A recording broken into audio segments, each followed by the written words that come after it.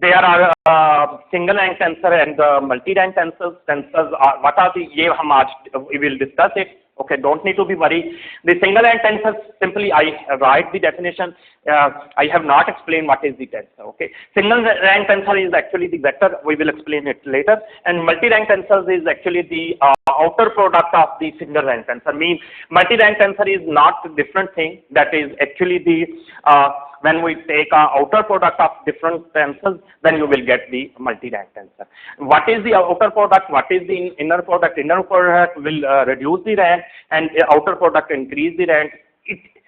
Everything will be explained later. Okay, so don't need to be worried about. Actual our topic is start from the manifold. Okay, so firstly, what is the manifold? Okay, manifold.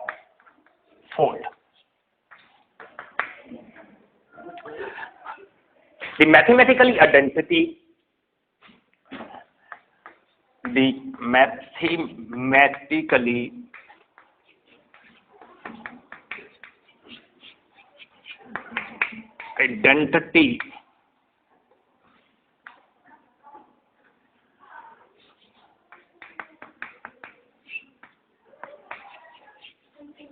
which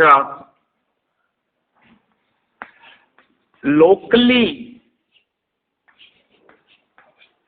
look like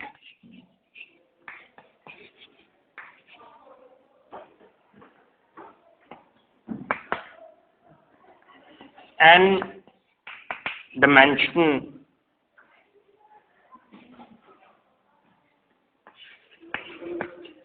real space is defined as a manifold.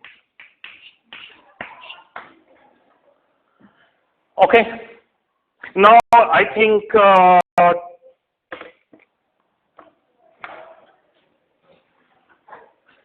mathematical identity, I think you know. The main question will be raised about what is the locally and what is Rn, what is dimension. Okay, maybe some students will be little bit confused about these terms. Okay, maybe, or maybe many students know about this. Okay, so let's start to discuss each term separately one by one. Okay. Okay. So firstly, start from Rn. Do you know what is the meaning of the R? Real and n dimension. Okay. And you know that like what is the what? I know that real or real, and you know that R dimension R3 x y z like this. If that are A1, A2, A3, An, that will be n dimension. Okay, and if they are all are independent, then orthogonal. If they are orthogonal, then that will be defined as dimension. What is the dimension? You must know what is the dimension. Yes. Dimension. Yes. Yes. Yes. Number of coordinates independent. That is the most important. Number of coordinates तो जितने भी हो सकते हैं. Number of independent coordinates which are required to span any space. Linear algebra. I think कि आप सब लोग पढ़ के आए हैं. Yes. Number of independent variables or coordinates, okay, yes, variables which are required to span any space is defined as dimension, okay, dimension of that. And we have already explained it in the previous lecture, okay? And linear algebra course. We know that from the linear algebra course, okay? So this term is very clear what is the meaning of Rn, okay? I think no one is confused about the Rn, okay? In linear algebra course, you know that what is the meaning, what is the addition law for the real dimensional space, okay? And what is the scalar multiplication, mean field के साथ आप कैसे multiply करते हैं, ये सारा आपने linear algebra के कोर्स में पढ़ा हुआ है, ठीक है? और इसमें सब स्पेसेस क्या होती हैं, everything it is explain in the linear algebra course. I think I don't need to explain it again, okay? Now question is about the second question is about, I think, what is the meaning of locally, that may be arise in your your mind, okay? Locally. Yes, what is the meaning of locally? Anyone is aware about the locally? I think I have explained it in my previous lectures too. Locally means?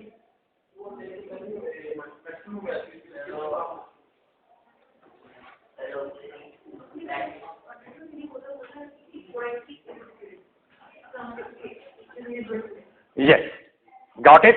Mean locally, I have already explained it in my previous lectures. There are two terminology used in the physics. One is defined as locally. Locally mean limit approach to that point. Okay, mean if that is not coincide, that is not exactly that point, but all neighborhood closely, mean if that is approach to zero, mean if that become curve become like a straight line. मैंने जब कहा limit approach to, mean if this is point, this is not locally. हम जितना असल में locally का वैसे तो कंसेप्ट जो है लीनियर अलजेब्रा का कोर्स में और वेक्टर स्पेस में जब आप नेबरहुड पढ़ते हैं ना, और उसमें ये सारा कुछ एक्सप्लेन किया जाता है.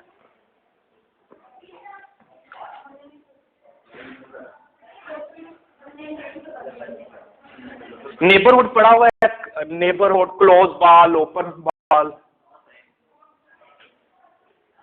ओके? अच्छा, वेक्टर स्पेस में ये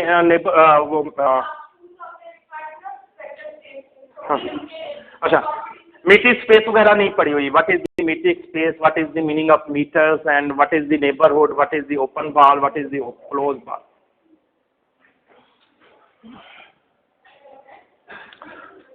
ओके, अच्छा, मैं यहाँ थोड़ा सा रफली एक्सप्लेन कर देता हूँ, ठीक है?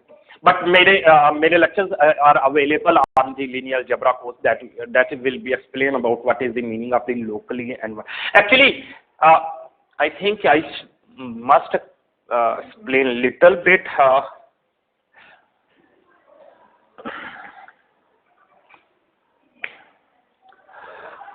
You must know about neighborhood firstly.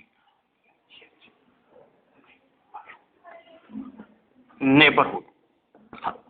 In the neighborhood, you know, the आसे पासे, yes, in Urdu, आसे पासे.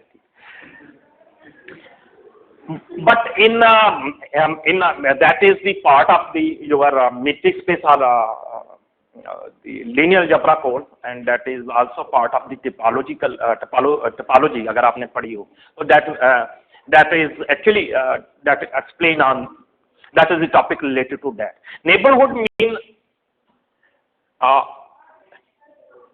if you have anything like a line or curve or circle, plane, ellipse, parabola, hyperbola.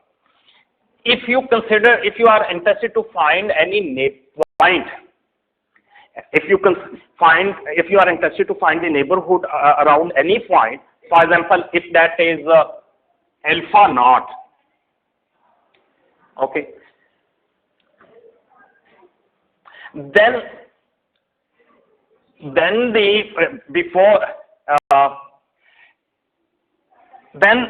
at left side and right side equal distance. If that is line, if left and right both points if I consider that this has the equal length, okay, that is r, okay, radius vector, okay, this will, if we were this is a line, okay, the point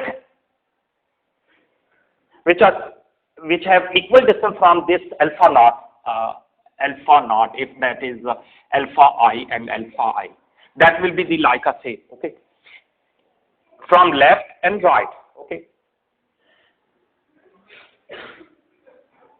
These points will be defined as a neighborhood.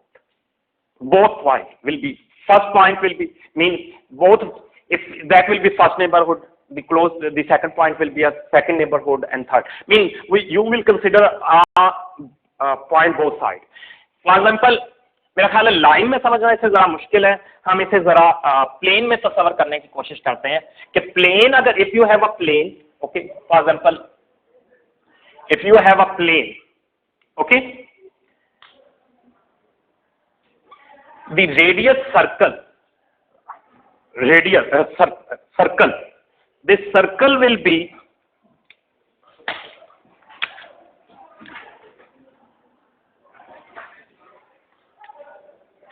firstly we have to I think I must clear a point about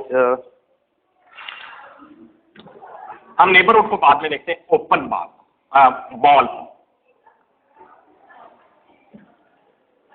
as you know that this will be a ball of radius r, ठीक है, okay, ये तो मेरा ख्याल है ज्यादा आसानी से समझ, हम बॉल का कंसेप्ट लेके, ठीक, this ball will B these are the points, this is r naught and these are let's suppose if this is alpha naught and this is alpha point, there are many different alpha points, okay, alpha means x, y, z, x1, x2, x3, they may be x1, x. So these will be this will be defined as the ball of radius r, center point is alpha naught, and this will be alpha. This will be defined as a ball. Got it? This will be a ball of radius r around alpha naught, okay, and these alpha is the different points on a circle, okay. In 2D that will be in a 2D. Got it? If that is the 3 dimension,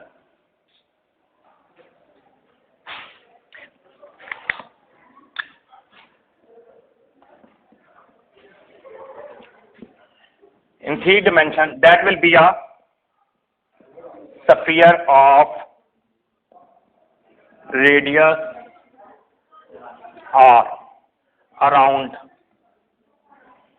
I mean, all these will be called, if 3 dimension, that will be like you can imagine as a sphere, okay, that is the ball, okay, 2 dimension ball ban jayegi, theek hai, sphere. If that is the plane, okay, हर तरह, यानी जिस space को consider करें उसके हर point को, ठीक है, that is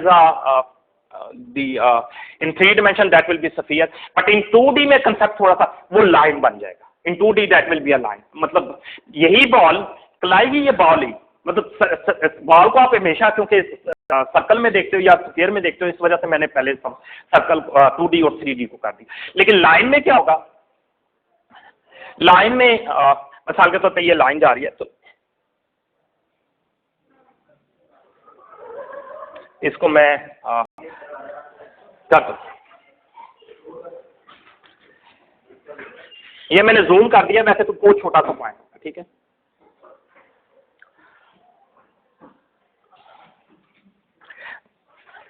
this is और नॉट, दिस इज और, दिस इज और. तो इन लाइन 1 dimension में क्या होगा, लेफ्ट एंड राइट पॉइंट होगा, और that will be defined as this ball. Clear हो गया? यहां तक तो कोई मसला नहीं है. मेरा ख्याल है अब लाइन में भी क्लियर हो गया, सर्कल, दैट्स व्हाई हम लेफ्ट और राइट लिमिट लेते हैं। अब आपको ये भी रीजन समझ आ गया कि you have to consider all point around that, that is the definition of ball, okay, and all points in between this that will be defined as all these point alphas are will be defined as a neighborhood. All the points around the specific point that will be defined as a neighborhood. Okay. Now, what is, there are two types of the ball. One is defined as open ball. ये तो आपने note कर लिया, ठीक है। So there are two types of the ball. One is defined as an open ball. One is defined as a closed ball. Now question is, what is the open ball?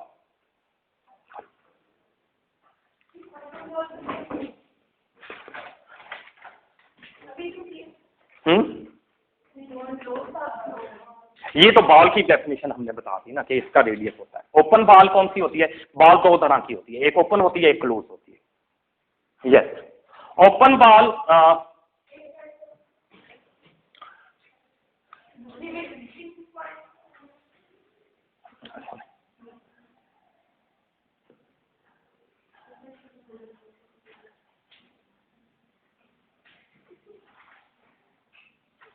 तमाम point alpha, all alpha point, okay, तमाम alpha for which alpha minus alpha naught is less than, mean all point for which alpha और alpha is less than, और तमाम इसके दरमियान जितने भी points है, all points we consider that comes between the ball that will be defined as the open ball.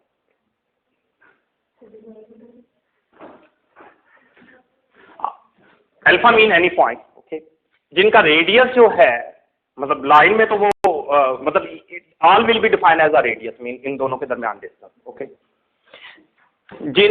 ऐसा point जिनका अगर सेंटर पॉइंट से डिस्टेंस लिया जाए, वो जो रेडियस लिया हुआ है उससे स्मॉल हो, then if that is the condition कि वो तमाम वो पॉइंट शामिल हैं जो कि बाउंड्री जिसमें शामिल नहीं है, that will be defined as open ball.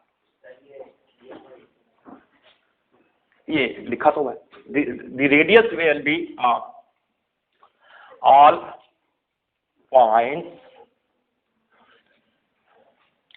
Have distance less than or distance less than or radius of ball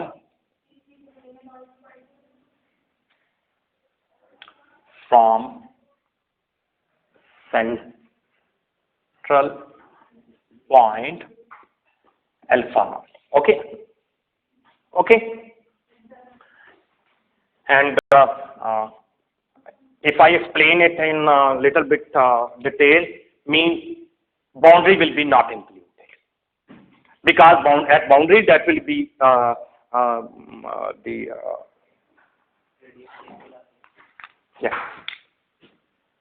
boundary will not included.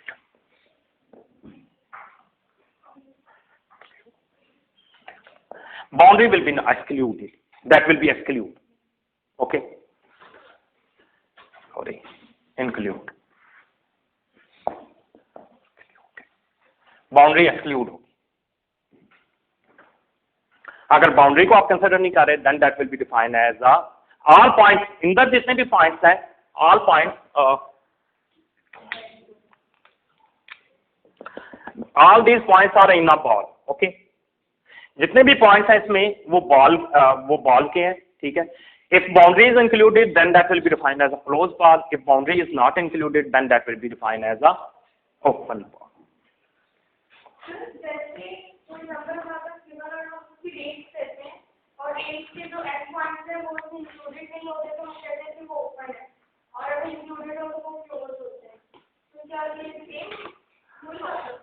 नहीं मुझे वैसे समझ नहीं आई लिमिट में कहाँ आप अप्लाई करते हो, मुझे ये नहीं ध्यान में आ रहा। वैसे बात तो ठीक है आपकी, लेकिन मुझे ये नहीं समझ आ रही कि ये आपने कहाँ यूज किया, आई डोंट नो।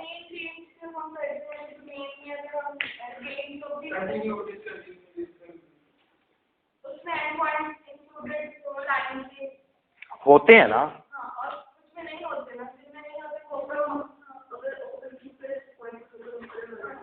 नहीं वो बात ठीक है, वो तो पॉइंट अगर if the boundary point is not included then that will be open, okay, and if the boundary point is included then that will be defined as a close, वो तो बात। लेकिन आप जो एग्जांपल दे रही हो वो मेरी समझ में नहीं आ रही कि कहीं ऐसी कंडीशन डोमेन में या रेंज में कहीं कंडीशन मैंने नहीं, मेरा ख्याल है ऐसी कंडीशन हो एज एग्जाम्पल में नहीं है। हाँ कंटिन्यूटी और डिसकंटिन्यूटी में yes you are right, all the things which have which are open that will be a continuous, जब तक उसके नेबरहुड एग्जिस्ट करते हैं। ओपन के ओपन क्यों कहलाता है कि आप जो भी पॉइंट कंसिडर करोगे वाई दिस इज ओपन, आपको आखिरी पॉइंट। अच्छा ये बड़ा अजीब सा कंसेप्ट है, वैसे तो ये लग रहा है ना कि मतलब, लेकिन अगर आप इसे डीपली देखो तो if boundary is not included तो आप आखिरी पॉइंट कभी नहीं बता सकते, that's why that is open. यानी इसका मतलब ये नहीं है कि आप ये कहो कि मतलब ये पॉइंट आखिरी, क्लोज में आप आखिरी पॉइंट बता सकते हैं। मिसाल के तौर पे आपने फॉर एग्जांपल 10 सेंटीमीटर की अगर आपकी बॉल है, आप कहते हो 9.9999999999, even then that will be not a last point, that's why that is defined as open। Clear हो गया? इसकी एक बड़ी प्यारी एग्जांपल मैं दूंगा, वो बड़े मजे की है फिजिक्स की, ठीक है, बड़े मजे की है वो, ये आप पढ़ते होंगे फ्री इलेक्ट्रॉन पढ़ा होगा आप लोगों ने, मैं अब बाद में उसके हैं जो कंडक्टर में फ्री इलेक्ट्रॉन मूव करते हैं, मैं अभी उसकी बात। अच्छा this is the definition of open bar, अभी डेफिनेशन समझो, इसको डिटेल में बाद में देखते हैं, ठीक है। That is the open bar. What is the close bar? ये तो हमारे पास आ गया। तो every point mean I say that every point in between these balls, if that is a 3 dimension, that will be a sphere. If that is a 2 dimension, then that will be a line. Oh sorry, that will be a circular plane, okay. And if that is a 1 dimension, that will be a line.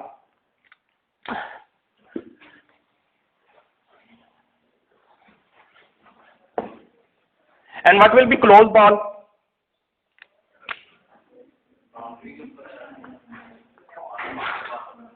नहीं, if a boundary is included, then that will be a closed ball. हाँ, closed ball BR alpha naught over alpha, it will be closed if alpha and their radius, it enclose all point, that will be defined as, जैसे आप open कह रहे हो वो भी, मतलब every point inside the ball and boundary is included, then that will be defined as a open ball. Mean it enclose the boundary as well as the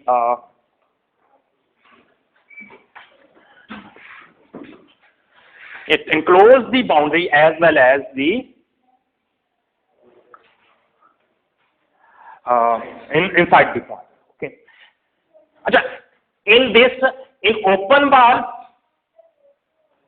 open ball, you may never to predict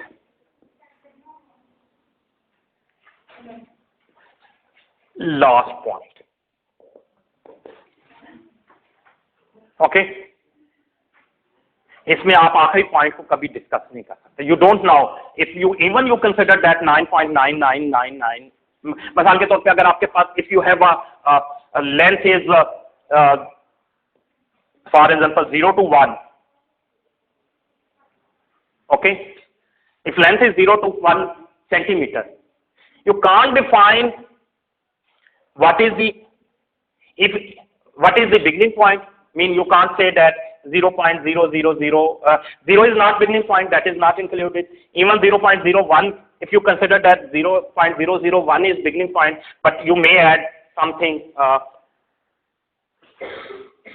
इसमें आप कुछ ना कुछ add भी कर सकते हो, subtract कर सकते हो, इससे छोटा पॉइंट भी एक पॉइंट इसके अंदर इंक्लूड होगा। नहीं समझ आए?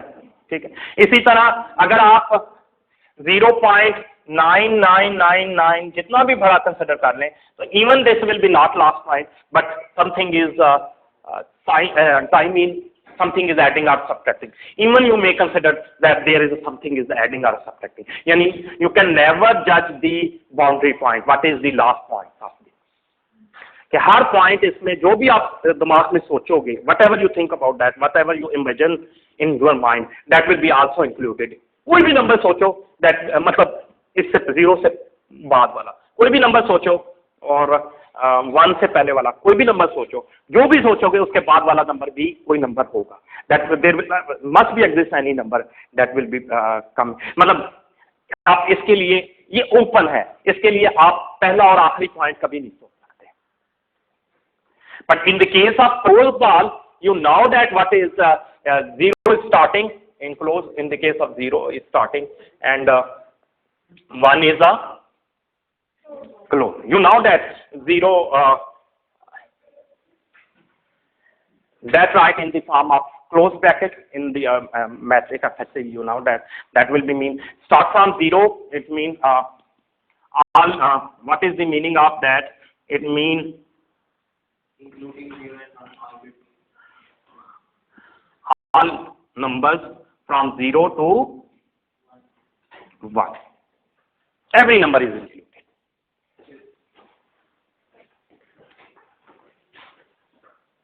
All number from 0 to 1. इसके दरमियान जितने भी नंबर्स आते हैं 0 and 1 included, 0 and 1, every number is included. And how we represent the open ball? How we represent the open ball? That is representing by 0, 1. Okay, that will be there. Okay. It means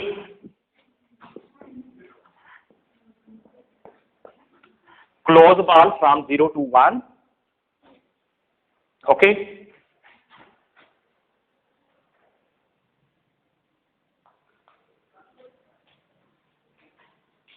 Excluding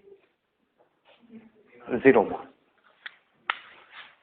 Okay. Now you must now see what is the meaning of this bracket. This is a closed bracket and closed from 0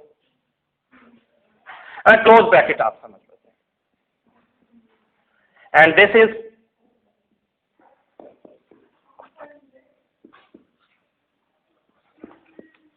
and what is the meaning of this? These are the continuous brackets, all numbers come between them. And what is the meaning of this? Discrete.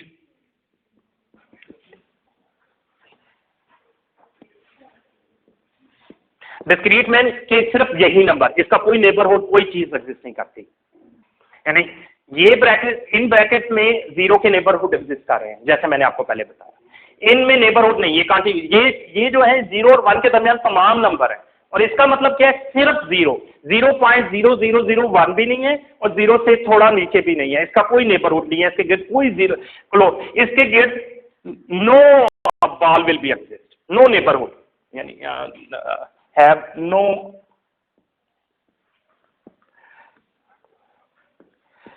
Neighbourhood. Got it? Okay?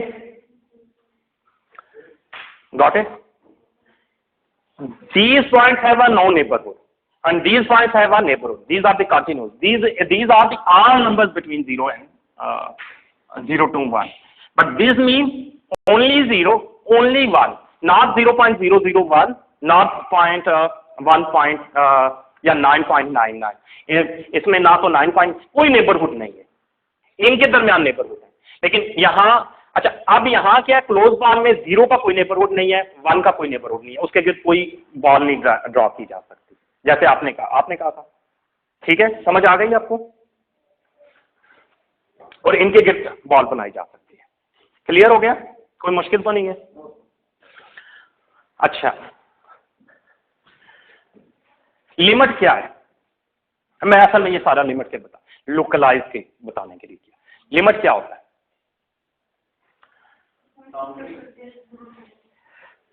ऐसी open ball जिसका radius इतना small है, जितना भी आप सोचो वो radius में भी ओपन, मतलब ओपन वाली बॉल वाला कंसेप्ट। ठीक है, the radius is so small, मतलब that is not exact point, but that point is mean limit mean that point which are open ball have radius smaller than what you ever imagined।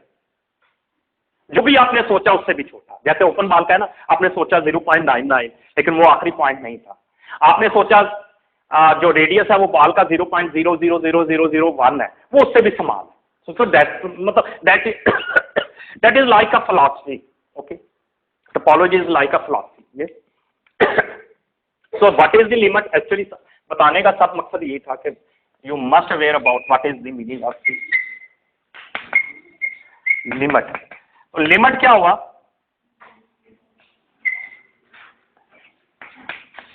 Alpha approach to alpha nought, if I say that alpha approach to alpha not,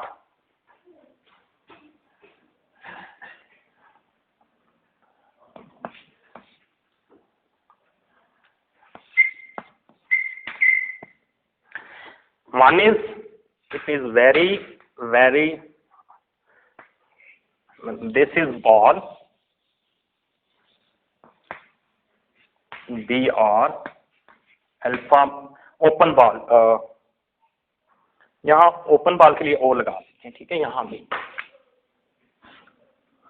ठीक है, this is open ball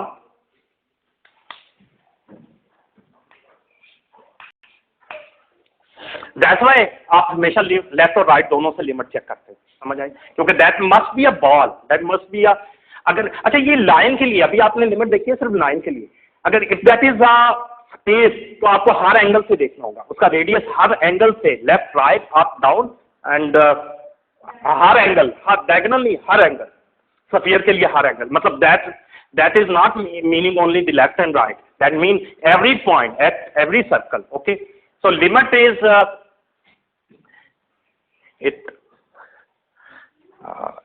it must less than the r and there is condition।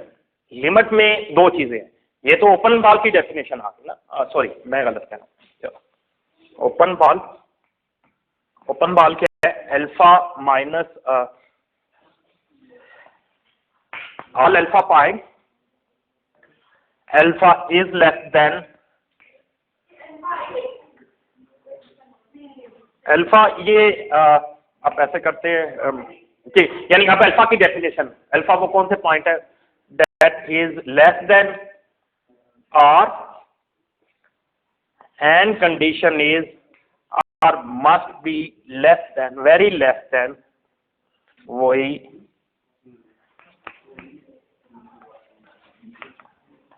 What ever, वही imagine, कोई भी हम तस्वीर करते हैं। मैं इसे दोबारा यहां साफ करके देख देता हूं।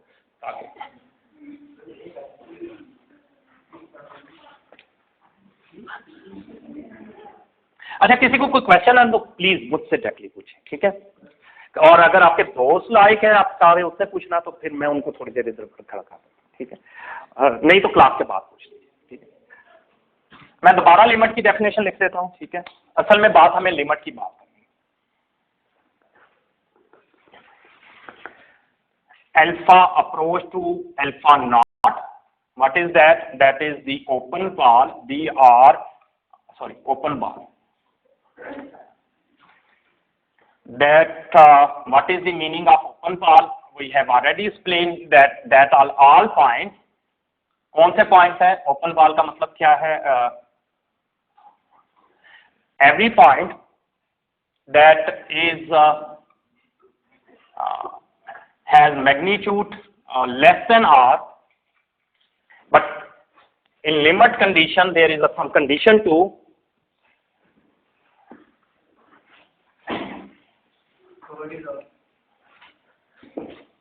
R is radius. If that is a sphere, then the radius of sphere, spherical ball. If that is circle, then that will be radius of the circle. And if that is line, then that radius of, that is a ball, the radius of ball. Okay. And where R is, there is some limit. In the case of limit, there is some condition on R too. Open ball में कोई condition नहीं थी, but limit में ये condition है कि R is so small, even smaller than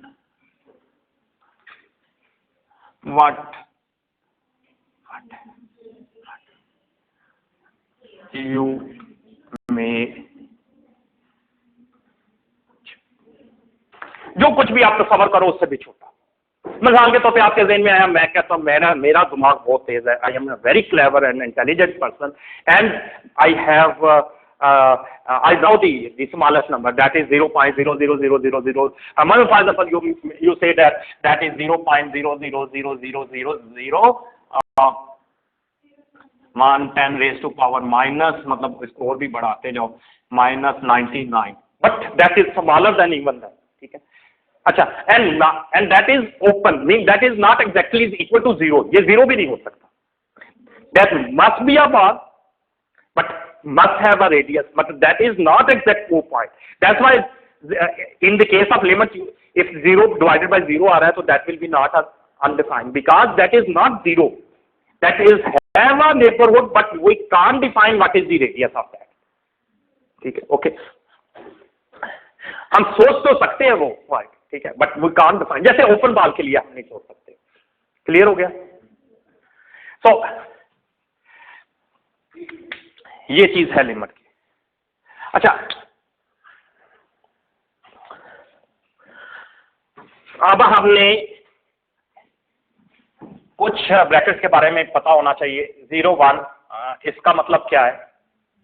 0 is not included, 1 is included. Mean 0 से 1 and -0, नहीं, -1. Okay,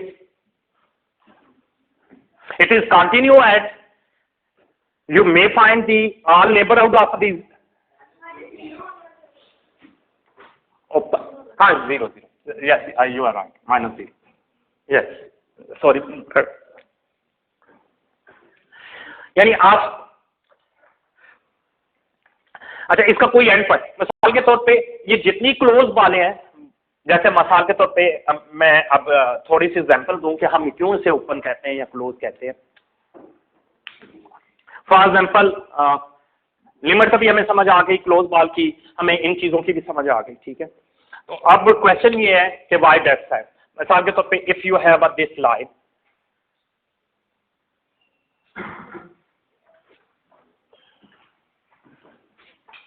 okay, according to this definition, this line is closed or open? Open. मैं आप कभी भी इसकी बाउंड्री पॉइंट नहीं बता सकते. कोई बता सकते हो कौन सा है? हर पॉइंट नेबरहुड रख रहा है ना. आप कोई भी पॉइंट ले लो, हर एक पॉइंट का नेबरहुड है. That is close, that is open from every side. आप you can't define the last point. आप इसका इनिशियल पॉइंट और फाइनल पॉइंट नहीं बता सकते. हर पॉइंट इसका इनिशियल है, हर फाइनल पॉइंट है. इसकी देयर इज नो बाउंड्री. ठीक है, एक और एग्जांपल ले लें. क्या? नहीं, वो तो आप खुद से करोगे, लेकिन वो that will be not starting point. ठीक है, दैट विल, अच्छा, फॉर एग्जांपल, सो कंटिन्यूटी के लिए आपका हर तरफ से ओपन होना जरूरी है, जैसे आपने पहले बात की. ठीक है, जब जो चीज कंटिन्यू होगी, पीस वाइज कंटिन्यूस क्या होगी, उसकी वहां से दरमियान में जितने हैं उसके सबसे पॉइंट पे वो ओपन होगा, सिर्फ एंड पॉइंट पे नहीं होगा. जब भी नेबरहुड एग्जिस्ट करता है तो वो आपका डिफरेंशिएबल फंक्शन होगा. अगर वो विदाउट बाउंड्री डिफरेंशिएबल है तो वो that will be open everywhere. If that is a piecewise continuous, then that will be a well behaved function, then that will be you will define the some pieces that will be, but हम उस function definition पे नहीं जा रहे, ठीक है, क्योंकि हमारा वो पॉइंट ही नहीं है। अच्छा एक एग्जांपल देते हैं, वैसे इतना जरूरी नहीं था लेकिन आपकी इंटरेस्ट के लिए एक एग्जांपल ले लेते हैं, एक और एग्जांपल ले लेते हैं। For example in solid, what is the in solid में क्या होता है आपके पास, कंडक्टर जो होता है उसमें क्या होता है,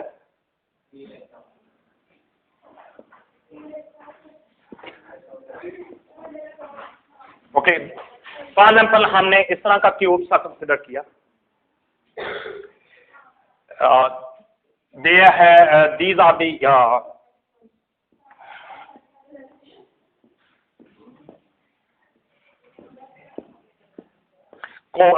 इसको क्या कहेंगे आप, that are the core atom, core nucleus, not nucleus, core nucleus. Core nucleus means that include the electron as well as the boundary electrons, bound electrons as well as the nucleus.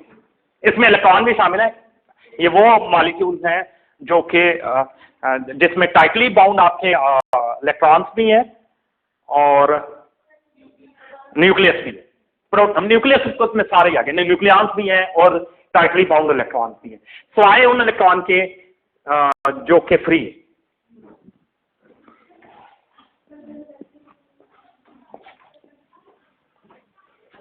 Okay, if they are free, for example, this is electron, this is a free electron. Okay.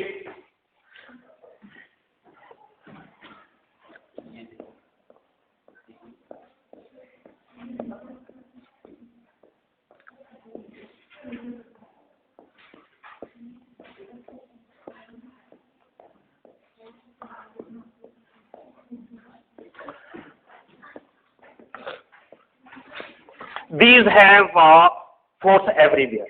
Mean in 3 dimensions they have one free electron is experience of force everywhere, from everywhere. Okay. Her atom जो इसके neighbourhood में पड़ा है वो अपनी force लगा रहा है। If you we draw the topology of the sphere, topology of the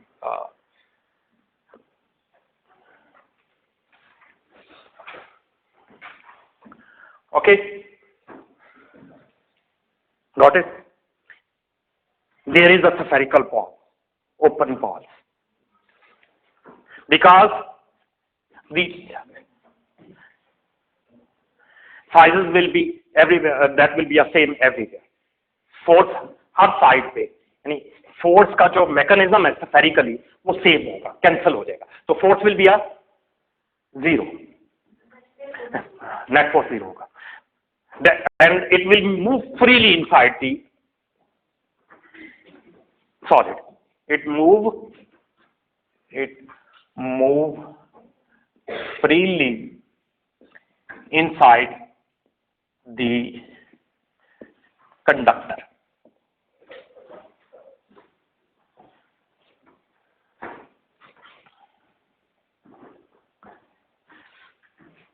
Okay, but as it comes to the outside, but as this free electron come out at the boundary,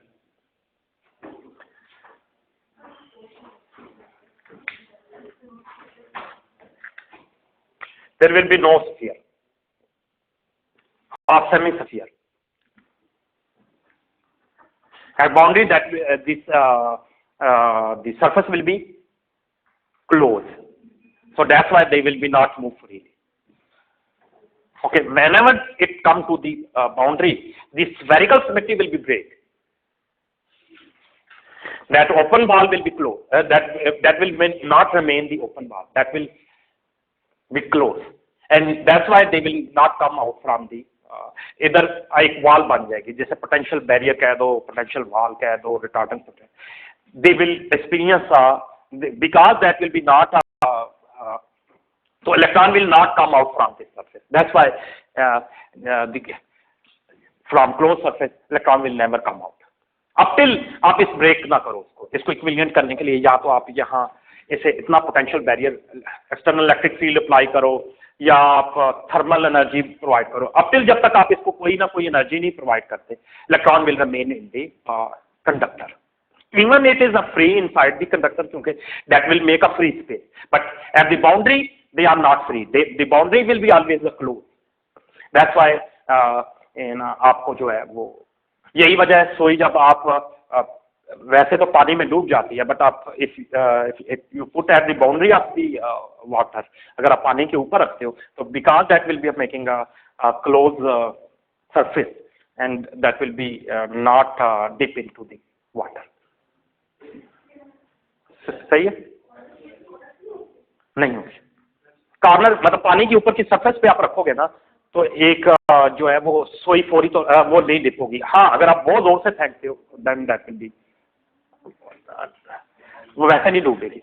आप experiment कर लेना, एक आराम से रखने के लिए जो मजीद आपके लिए आप एक टिश्यू पेपर लीजिएगा या कोई साफ सा, ठीक है, और उसके ऊपर सुई रखकर उसको किसी भी बाल्टी में पानी भर लीजिएगा और उसको ऊपर रखिएगा, टिश्यू डूब जाएगा, ठीक है, वो पानी से गीला होने के बाद, लेकिन आपकी वो जो सुई है वो तैरती रहेगी, ऊपर एक मेम्ब्रेन सी बन जाएगी, जैसे वाटर मेम्ब्रेन क्या है तो मलाई भी जैसे, हाँ सरफेस टेंशन, ये सरफेस टेंशन आपके कंडक्टर में भी बनती है, हर एक में बनती है, क्योंकि हर बाउंड्री जो है वो that will be treated topologically treated as a close surface. Okay, so that's why that is defined as a close. ठीक है, क्लियर हो गया सबको? अच्छा, so this limit जिसमें आप ये कंसिडर करते हैं that is defined as locally, so whenever you approach to that point, mean in the form of approach to zero, okay, या length is approach to small, that will be defined as locally. So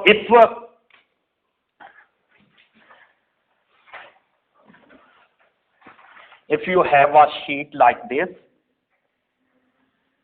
then maybe that sheet may be include a complex number space or any, okay. This topological space will be maybe a complex number, or but if you consider locally very small point, mean मैं इसको zoom कर रहा हूँ, that is approach locally, mean approach to zero, okay, then this sheet must be a n dimension. Okay, so that is the locally n dimension space. Got it? कोई मसला तो नहीं? मेरा ख्याल है मैंने ज्यादा कंफ्यूज तो नहीं कर दिया आपको, क्योंकि टोपोलॉजी हमारा टॉपिक नहीं था, ठीक है, ये तो वैसे बीच में बात है, ये बाद में आपको अंडरस्टैंडिंग, हमारा असल टॉपिक वेक्टर ही है, ठीक है, लेकिन पेपर में आना है, मतलब जो डिस्कस किया, ये नहीं है कि आपका कि ये नहीं है, अच्छा ये शामिल है जो कुछ डिस्कस करें, दैट इज इंक्लूडेड इन, मतलब हम इससे मजीद ज्यादा डिटेल में नहीं जाएंगे, सिर्फ इसका कहने का मतलब है कि वैसे मेरे मुताबिक तो इसे बहुत ज्यादा डिटेल में देखें, but topology is not our subject, so that's why we not view it in a very depth, okay, हम इसे मजीद नहीं, स्ट्रिक्टली तो हम देखेंगे ऐसे पेपर में, ठीक है, बट इससे ज्यादा नहीं देखें, ठीक है, ओके। ओके, यहाँ तक लोकली और ग्लोबली। ग्लोबली क्या है? जब कॉन्टिन्यूस हम लेंगे आप इंटायर स्पेस को, in roughly speaking, not formally, you may say that derivative is the form of locally, and integration is in the form of क्योंकि आप डेरिवेटिव में चेंज को लिमिट अप्रोच टू जीरो लेते हैं, तो that will be a derivative, and that is locally. जब भी आप चीज को लोकलाइज करते हैं, उसकी लिमिट अप्रोच टू जीरो ले लेते हैं, या उसकी लेंथ को, रेडियस को जो है वो ले लेते हैं, लिमिट ले लेते हैं। और जब whenever you consider globally, then continuous sum is integration is defined as a globally, okay. So integration algebra या calculus तो आपको कोई टीचर पढ़ा रहा होगा, so that's not my topic। Integration क्या है, ठीक है, in detail, बस हमारे लिए इतना ही काफी है कि what is the locally and what is the meaning of globally, what is the meaning of limit and what is the meaning of closed ball, open ball, etc. Okay, so that's your topic. Okay, now okay, so यहां तक तो ये बात करा। अच्छा, एक बात हमने प्रीवियस लेक्चर में और देखी थी, the space has two important component, two things are important. If you consider any space, for example, F alpha, जो आप में से किसी ने कहा, जैसे for example, you have everyone have asked the question, if I draw the line, then there is a three variable. हम जैसे कि थ्री डिमेंशन में if we draw a line on a three dimension, it has हम if we draw position vectors that have a three component vx, vy, vz, means they have a three variables, and x, y, z are independent variable in roughly speaking. But in the case of line, they are connecting with the constraint, okay, and that become in one independent parameter. If that is a liner, then that is a one independent parameter, and if that is a surface, I have already split, that will be a two independent parameter. If that is the volume, then that will be a three dimension. Similarly, it means there are two types of parameters, okay. One is define the dimension of space जिसमें आप draw कर रहे हैं, ठीक है. So one is dimension of, and one is the parameter independent.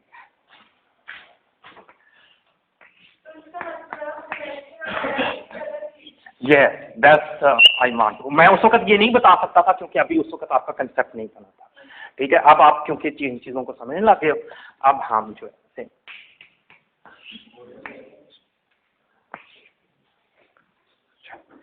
ठीक है, ये डिमेंशन ऑफ मैनीफोल्ड है, ये नंबर ऑफ पैरामीटर्स है, ये उस चीज के पैरामीटर्स हैं इंडिपेंडेंट, या उसकी डिमेंशन है जो हम ड्रा करेंगे. स्पेस मिसाल के तौर पे हम यूजुअल स्पेस लेते हैं थ्री डिमेंशन, उस पर जब लाइन ड्रा करते हैं तो उसमें इंडिपेंडेंट पैरामीटर एक होता है, टाइम होता है, या आप एक्स एक्सिस के लॉन्ग ले रहे होते हैं. जैसे मैंने आपको न्यूमेरिकल भी दिया था कि x square plus y square equal to r square, r is constant, ये कांस्टेंट की मदद से जुड़ा हुआ है. कांस्टेंट पढ़े होंगे सिमिलर कांस्टेंट क्लासिकल मैकेनिक्स में. तो ये वही चीज है, लेकिन मुझे पता है वो इस तरीके से नहीं पढ़ा आप लोगों ने, लेकिन पढ़ना उस तरीके, मतलब यू मस्ट नाउ कि what is the constant, why we are using the constant, how it is reducing the number of parameters, ये सारा कुछ आप सीएम में पढ़ते हैं, ठीक है. सो क्लासिकल, सॉरी मैंने भी बताया ये आपसे क्या, मैं थ्योरेटिकल फिजिक्स हूं ना, हम तो F is a function of I, okay.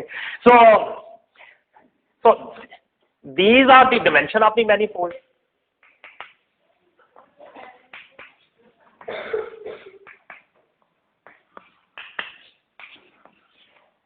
And these are the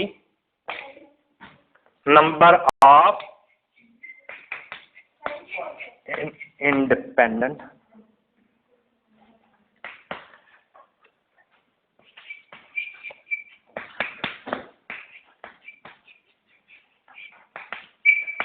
these are the end. So okay,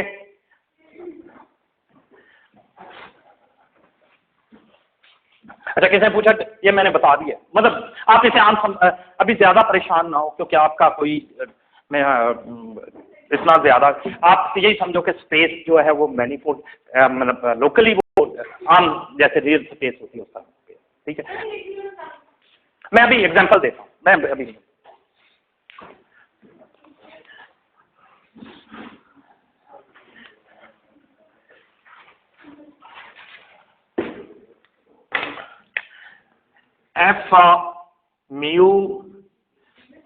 F mu is alpha 1, alpha 2, alpha 3 up till alpha n. Okay. Mu will be 1, 2, 3 up till m dimension space. Okay, मैंने वैसे ही, चाहे उसे N लिख लो, उसे M लिख लो, मुझे आप ये तो नाम है ना, आप कोई भी असाइड कर दो, इसको एन कह दो, उसको एम कह दो, ठीक है.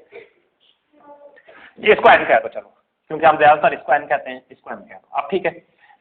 N dimension manifold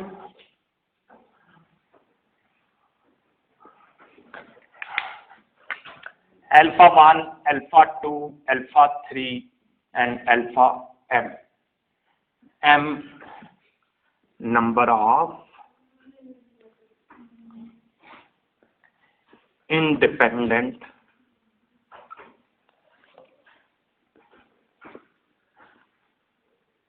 parameters. So there are these are the difference. For example, if you draw a line,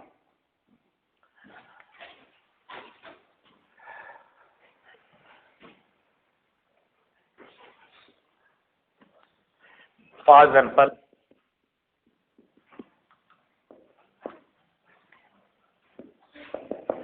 if we draw a line in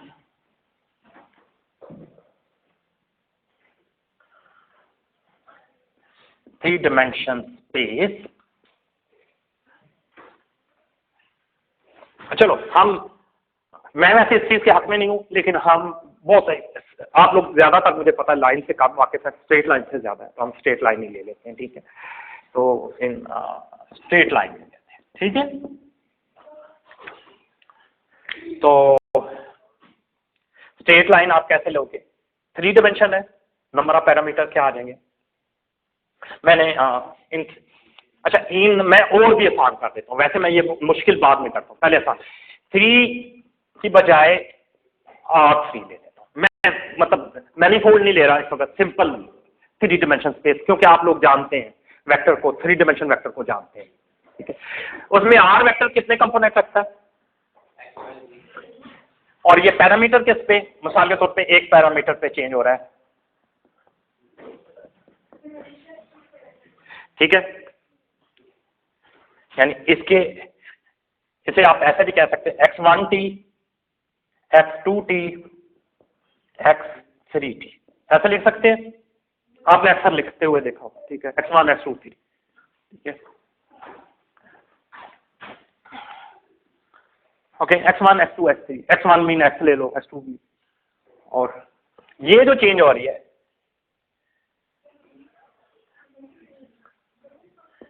ये where mu is 1, 2 and 3 और अल्फा इज t, ठीक है। मैंने straight line के इसलिए ली कि आप I know के अब ठीक है, क्लियर हो गया। तो नंबर ऑफ पैरामीटर इसमें कितने हैं, डिमेंशन ऑफ लाइन कितनी है, 1 है, और स्पेस की डिमेंशन कितनी है, 3।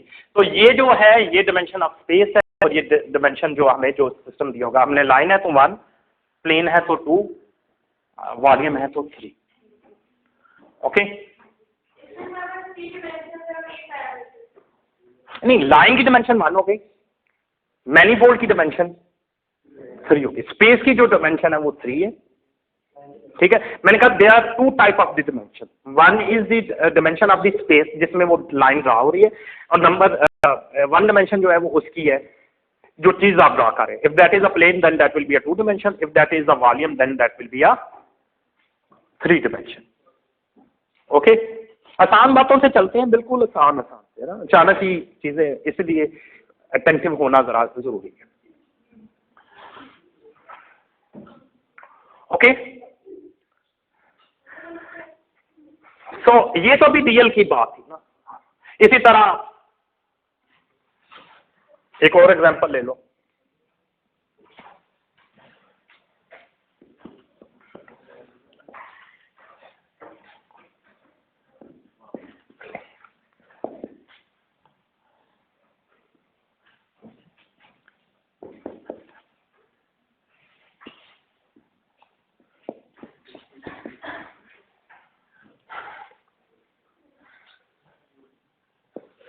if this is a plane,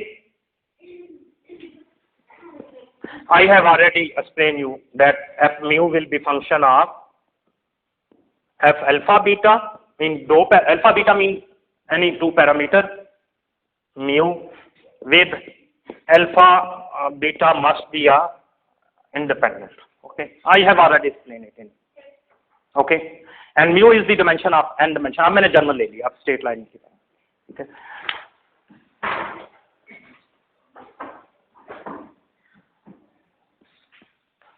volume इन, तो वो आपने लिखी हुई है, लिख दो। वॉल्यूम इन 3 डिमेंशन क्या आ जाएगा आपके, अल्फा बीटा गैमा,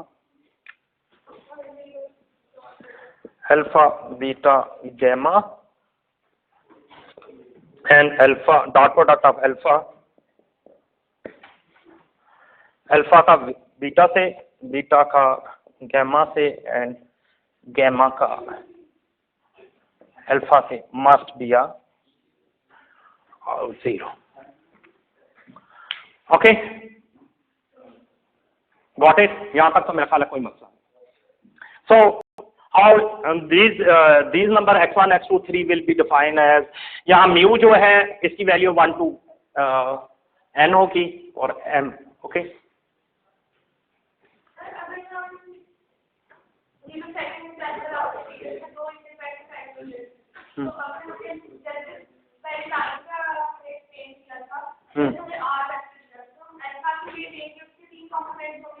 नहीं, पैरामीटर डिफरेंट हो सकते हैं, जैसे भी हो सकते हैं. मिसाल के तौर पे ये लाइन आर है, वो एक्स वाई पे डिपेंड कर रहा हो, ठीक, या एक्स टी पे डिपेंड कर रहा हो, वो सब पे तीनों पे जैसा, ठीक है.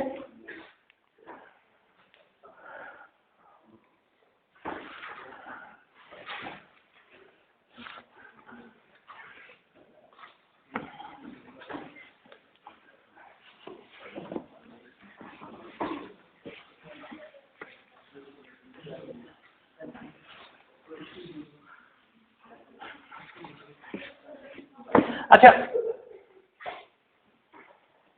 यहां तक तो ये क्लियर हो.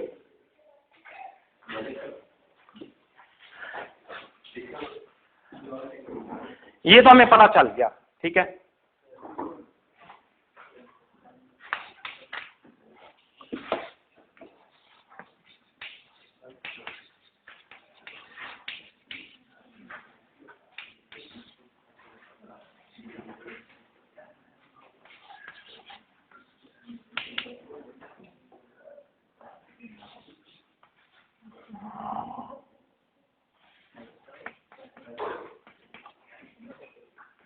ठीक है, अगर एक काम हो तो हाइपर सरफेस कहलाएगी. ये अभी मतलब नंबर ऑफ पैरामीटर जरा कम हो, एक कम हो, ठीक है. अच्छा, जो हमारा है, how it will be transform if you move from one space to other space. F mu alpha alpha 1 alpha 2 alpha 3 alpha n.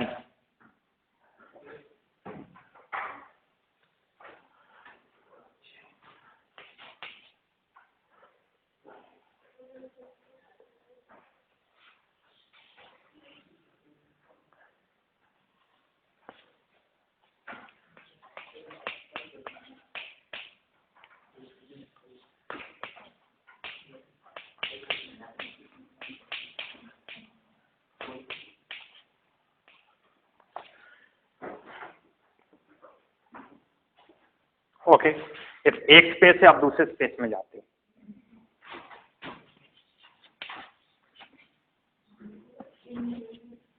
D alpha किसके बराबर होगा?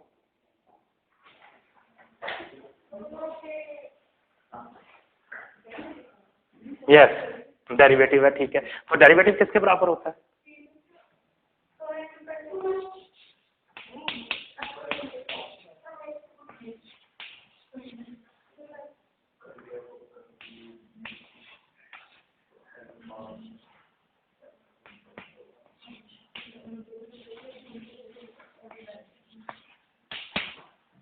If alpha is independent, पढ़ा हुआ है ना ये? This is defined as gradient.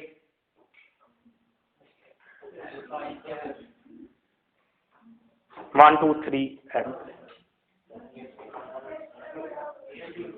M था, sorry मैं यहाँ था. अब ठीक है, I मैं बता दूँ 1 2 3 अप टिल. नहीं ज़हन में आया? मैं करा, नहीं ज़हन में आया? नहीं आया, कोई बात नहीं आया, पूछो. मैंने आपको पहले दिन कहा था कि इवन अगर आपके ज़हन में ये नहीं आ रहा 2 + 1 = 3 क्यों है, तो आप पूछो. जब तक वो नहीं क्लियर होता आपने आगे नहीं जाना. एम, ये देखो ना, अगर एम में ले रहे हैं ना, पैरामीटर एम तक ले रहे, ठीक, फंक्शन चेंज हो रहा है, मतलब उसमें जो चेंज है, उसका जो फंक्शन की चेंज है वो आपके पास इसके बराबर आएगी। ये मैं कैसे, ये मैं अभी बता देता हूँ, ठीक है। मैं एक एग्जांपल दूंगा मैथमेटिक्स में आपको ना, एक, जब तक आपको क्लियर नहीं होगा हम आगे लेके जाए, ठीक है। बस उस तरह नहीं है, कुछ बीच में से ऐसे कहते हैं कि सर वैसे ही बता, वही चीज 3 दफा पूछ ले, मतलब कहने का मतलब है जब तक आप क्लियर ना हो, ये नहीं जो सही मीनिंग में आपको क्लियर नहीं हुआ, उसका मतलब कहीं ये नहीं है कि टाइम पास करने के लिए कितनी दफा पूछ, ठीक है। जब तक आपको क्लियर नहीं होता हम आगे नहीं जाएंगे। एग्जाम्पल ले लेते हैं, ये आपने मैथमेटिक्स में पढ़ा होगा, अगर एफ फंक्शन है एक्स वाई जेड का, मैं ऊपर वो नहीं ले रहा, ठीक है, पैरामीटर, ठीक है। अगर फंक्शन एफ जो है वो फंक्शन है एक्स वाई जी का, तो डी एफ कैसे निकालते हो, आप लोगों ने पढ़ा ही होगा।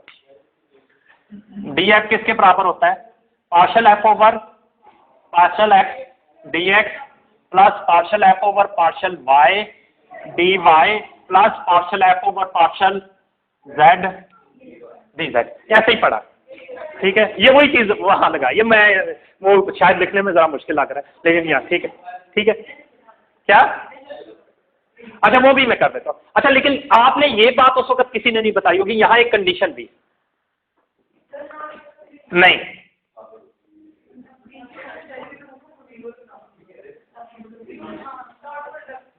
ये इंडिपेंडेंट होने चाहिए, अगर ये डिपेंडेंट है तो they can't be right in this form. ये ग्रेडियंट की फॉर्म है, इसलिए आई डॉट जे इसलिए 0 है, ये अक्सर नहीं करते आप लोग, ये मुझे पता है बहुत सी चीजें बस आपको पता नहीं है क्या हो रहा है, बस होता जाता है, ठीक है। रटा दैट इज, अच्छा आप इसे आम रटा नहीं कहते, समझ नहीं कहते। मैथमेटिक्स क्यों आपको म्यूजिक में समझ आता है, उसकी वजह यह है कि आप एक रिदम को फॉलो करते हो, यू डोंट नो के अंदर क्या होगा। आपने कभी ये नोट किया कि कोफिशिएंट आप अक्सर कंपेयर करते हैं ना, कोफिशिएंट करते हैं ना, मुझे पता है। आपने कभी सोचा कि there is some condition to be compare the coefficient, क्या basis must be independent, coefficient सिर्फ इंडिपेंडेंट चीजों के, अगर वो एक दूसरे पे, यानी आपने जब भी कोफिशिएंट कंपेयर करते हैं, आई जे के कोफिशिएंट क्यों कंपेयर करते हैं, क्योंकि आई का जे के साथ डॉट प्रोडक्ट क्या है, 0 है, they must be independent. Real का इमेजिनरी से कोफिशिएंट क्यों कंपेयर करते हैं, रियल और इमेजिनरी के क्यों करते हैं, क्योंकि रियल का इमेजिनरी से डॉट प्रोडक्ट क्या है, 0 है। साइन का कॉस से आप कोफिशिएंट क्यों कंपेयर करते हैं, साइन और कॉस का डॉट प्रोडक्ट 0 होता है, लेकिन क्यों, अब मैं ये भी तो पूछ सकता हूं ना, कैसे, साइन और कॉस के दरमियान एंगल क्या है, 90, ठीक है। हर उस चीज का सिर्फ कोफिशिएंट कंपेयर होता है जिसका दूसरे से डॉट, अच्छा अब डॉट प्रोडक्ट का मतलब सिर्फ वो नहीं रहा, मैंने आपको पहले बताया कि उनका एक दूसरे पे डिपेंडेंसी ना हो, उसका डेरिवेटिव लें वो 0 आ रहा हो, तो ये हमने डॉट प्रोडक्ट को हमने डिटेल में वैसे भी पीछे देखा, ठीक है। जब तक जिन चीजों, जो चीजें इंडिपेंडेंट नहीं की हैं उनके कोफिशिएंट कंपेयर नहीं होंगे, we always compare the coefficient of independent parameter. इसलिए जब भी कोफिशिएंट कंपेयर, वैसे आप फिजिक्स में कहीं भी नहीं लिखते, जबकि अमूमन उस आप लोगों के नंबर कटने चाहिए कि जब भी आप कोफिशिएंट नहीं मेंशन करते कि ये चीज इंडिपेंडेंट है, किसी भी चीज के कोफिशिएंट कंपेयर करने की से पहले you must ensure that are independent, okay. यहां भी ये इसके बराबर क्यों हुआ, क्योंकि i dot i equal to 1 है और i dot j equal to 0 है। एक्चुअली जैसे आपका नाम क्या है, मिशाल, जैसे मिशाल ने कहा कि ये ग्रेडियंट है असल में, ठीक है, तो ग्रेडियंट का वैसे तो आई डॉट जे भी होना चाहिए था, लेकिन वो इंडिपेंडेंट है, इस वजह से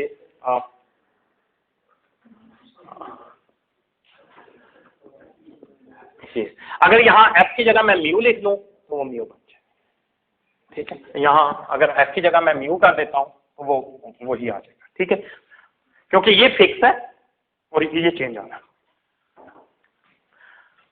okay. So these are the transformation law, got it, कोई मुश्किल तो नहीं है। अच्छा, अब यहां क्योंकि n पैरामीटर्स थे तो यहां हमने n यूज कर दिया, ओके ओके। अच्छा, डॉट प्रोडक्ट में अभी हमें और भी चीजें, डॉट प्रोडक्ट की तरफ वापस भी जाना पड़ेगा क्योंकि हमें डॉट प्रोडक्ट की कुछ चीजें रहती थी, वो भी हमें एक्सप्लेन करनी। अच्छा, ये आपके पास आ गया।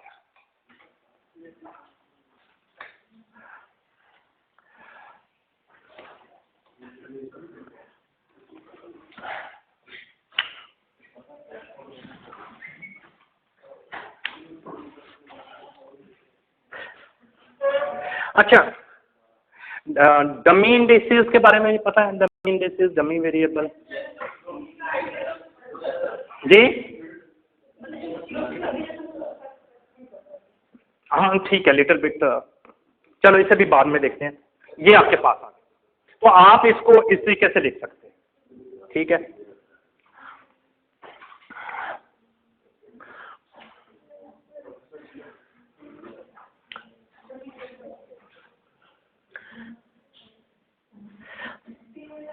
अच्छा,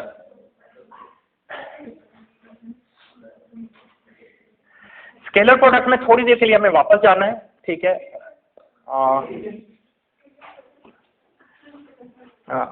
We have studied that in scalar product we have two things, okay.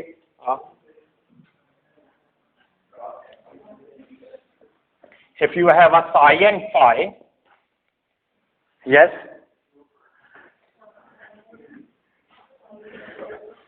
मैं डिस्क्रीट फॉर्म में लिख रहा हूँ फिर I equal to 1 to n psi I star phi I, यही था ना? या इसे मजीद इस तरह वेक्टर्स की फॉर्म में ये था,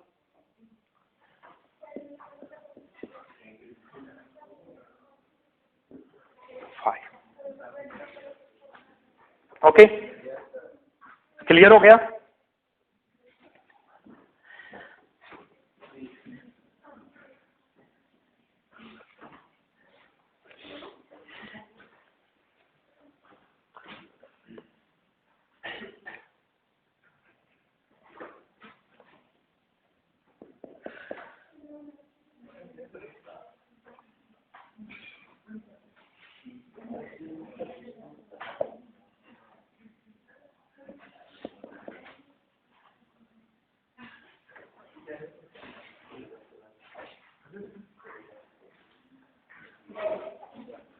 यस, हम मजीद इसको देखें, मैं बताने लगा, वही बताने, जो इसका पहला जो कम्प्लेक्स, ये जो कम्प्लेक्स कॉन्जुगेट है, इसको हम कहते हैं कोवेरिएंट, और जो दूसरा इसका टाइप है वो कहलाएगा, हाँ जी,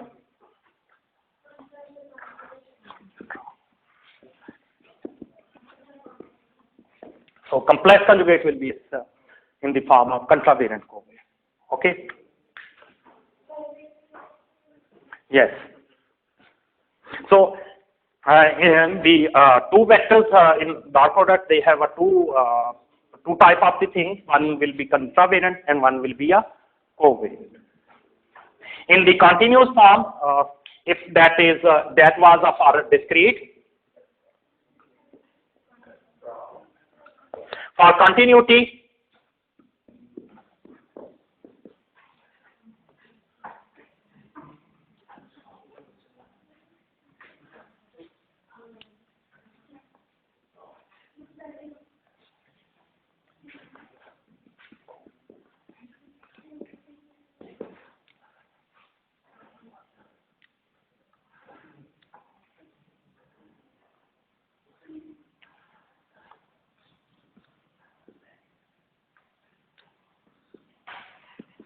that will be in the form of integration, okay.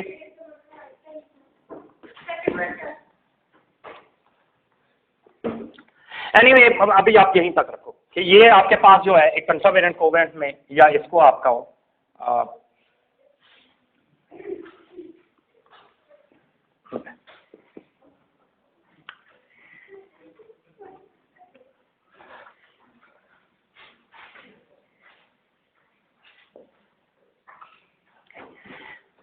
Transpose आएगा, इसका मतलब मैं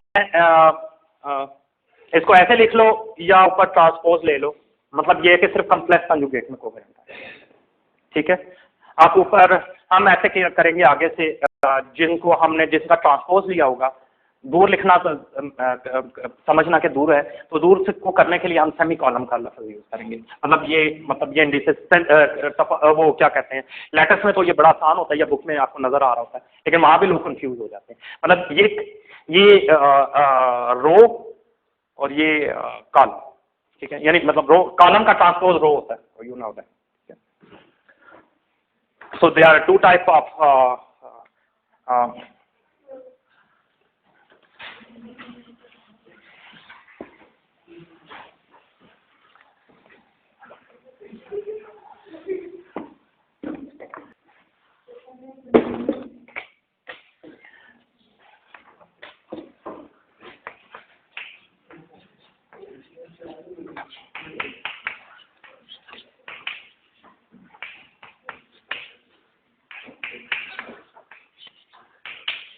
इसको मैं एक्सप्लेन करता हूँ, ठीक है। डमी एंड फ्री इंडिसेस, अच्छा इसे बल्कि मजीद करें,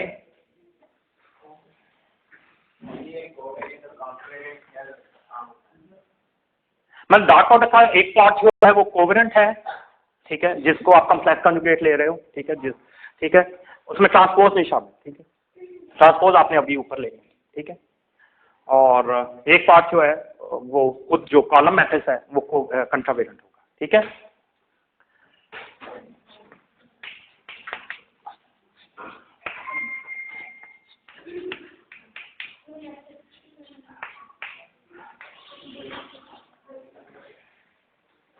ओके, क्या डिफरेंस है डमी? डमी मीन जिनसे समेशन हो, all the variable on which the summation will be applied, that will be all variable on which all indices, bracket में लिख लो variable on which summation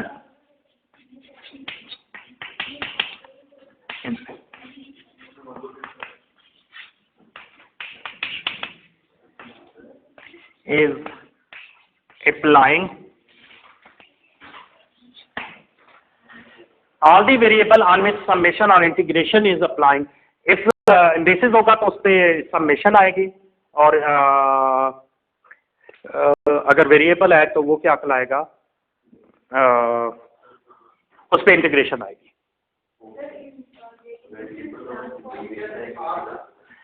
all the indices,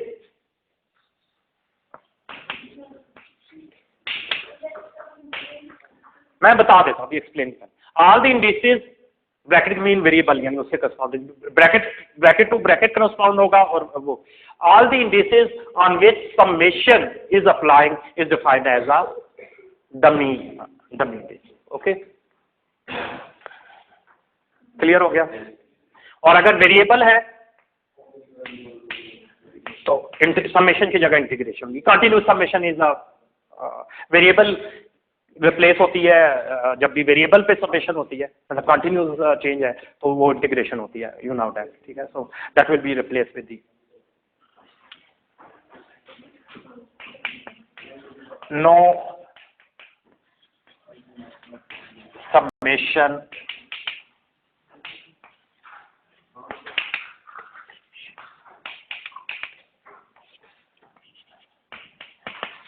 will apply, इन पे कोई summation कोई integration नहीं है। Example देख ले, here अल्फा आ रहा,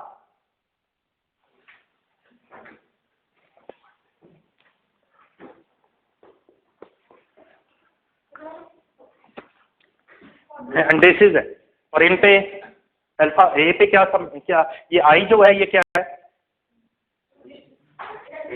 इंडिसेस, ठीक है।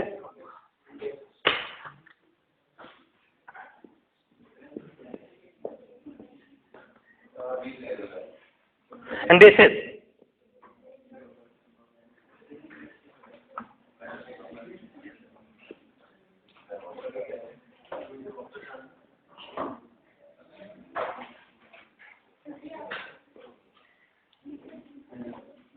Okay.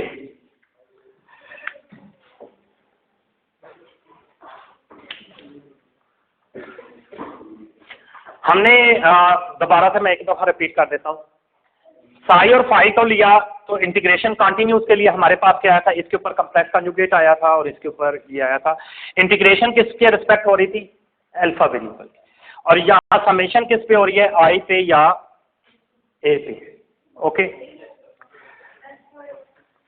अगर किसी इंडिसेस पे समेशन आती है, ठीक है, या किसी वेरिएबल पे अगर इंटीग्रेशन कंटिन्यूस की फॉर्म है तो that will be defined as a dummy और डमी वेरिएबल। अगर इंडिसेस है तो डमी इंडिसेस, और अगर वेरिएबल है तो डमी वेरिएबल, और जिन पे समेशन नहीं अप्लाई हो रही होगी वो डमी नहीं होंगे, फ्री होंगे। ठीक है, मिसाल के तौर पे यहाँ एक एग्जांपल ले लेते हैं, चलो इधर ही लेते हैं।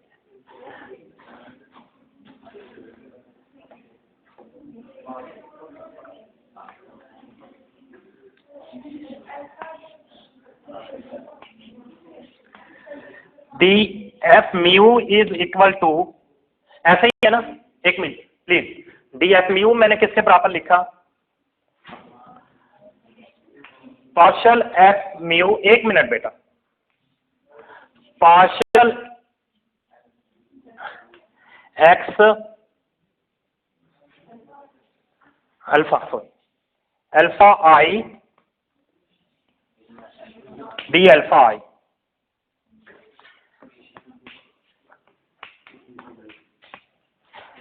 तो ये जो चीज है, these will be dummy indices,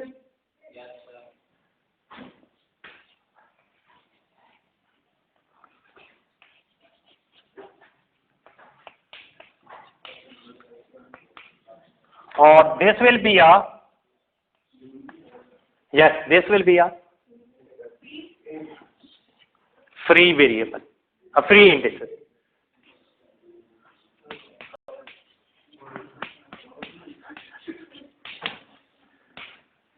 okay,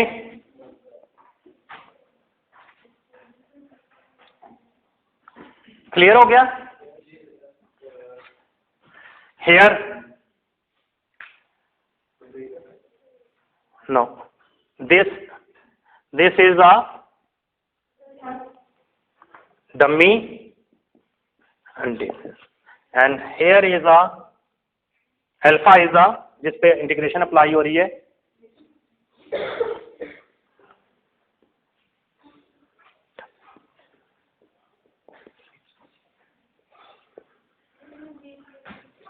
dummy variable.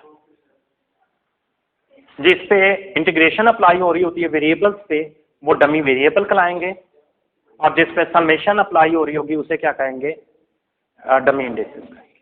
ठीक है, जिस पे कुछ अप्लाई नहीं हो रहा होगा, जैसे मैंने कहा फॉर एग्जांपल, जैसे मैंने कहा कि यहाँ म्यू है, that there is no summation is applying on that, that's mean they will be dummy as a free index. Okay, got it? ये क्लियर हो गया यहाँ तक, ये पता चल गया ये डमी इंडिसेस हैं, ये dummy variable. whenever you apply a dummy indices, dummy variable, there will be a summation or integration. Have you ever observed that these are whenever you apply an integration or a summation, result will be always independent from that indices or a variable. For example अभी हम example भी करेंगे, integration, Fourier series पढ़ी है, Fourier transformation कभी नाम सुना है, मतलब है ना, ठीक है, तो उसमें भी हम क्या करते हैं, उसमें हम क्या करते हैं, इंटीग्रेशन अप्लाई करते हैं, जिस वेरिएबल के रिस्पेक्ट हम इंटीग्रेशन अप्लाई करते हैं रिजल्ट उससे इंडिपेंडेंट होता है, तो दैट्स व्हाई। ठीक है, अभी हम उसको ज्यादा डिटेल में देखेंगे बाद में, अभी हमारा जो टॉपिक है, एक और एग्जाम्पल ले लेते हैं। ताकि हमें ज़्यादा से ज़्यादा एग्जांपल्स जो हैं समझने में हेल्प करे।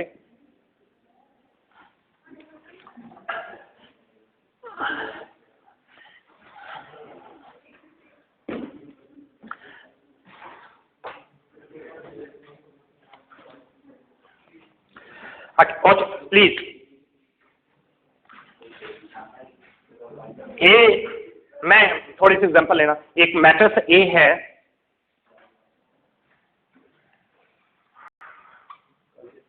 एक दूसरा मैट्रिक्स है Pn, ठीक है, ऑर्डर इनके ये है। जब इनको आप मल्टीप्लाई करते हैं, the column must be same with the row of the first, okay. So this will be equal to A B M K K N and K will be 1 2 मतलब P जो उसका ऑर्डर था, okay. So this K will be dummy. This because the summation is the K will be dummy, and result and these M or N will be a free indices. Okay, समझ आ गई है। And एक example और ले लेते हैं। For example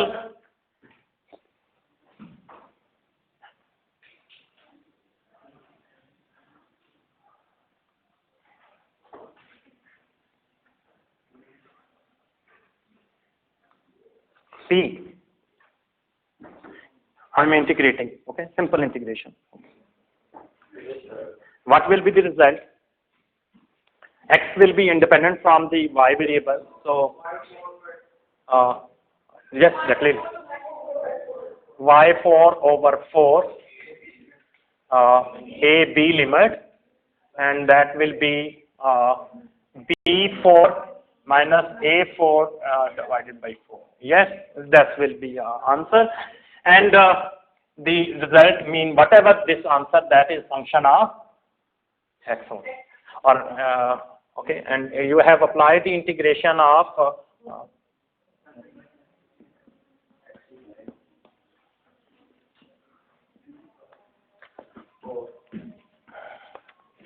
yes,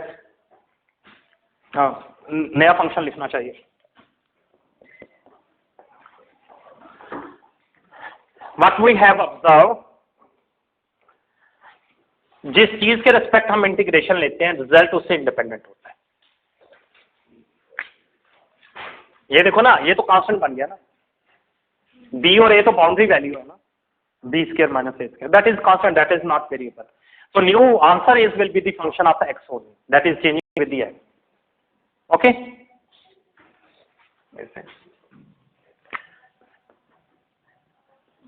Okay, here, so x is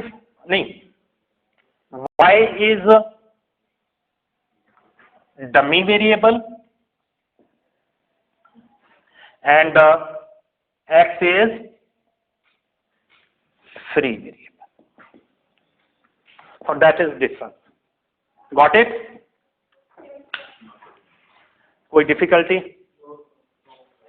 Okay, so that is the difference. सही है? नहीं, मैंने आज काफी ब्रेक दी है, प्लीज चलने दो, ठीक है, ठीक है। क्या?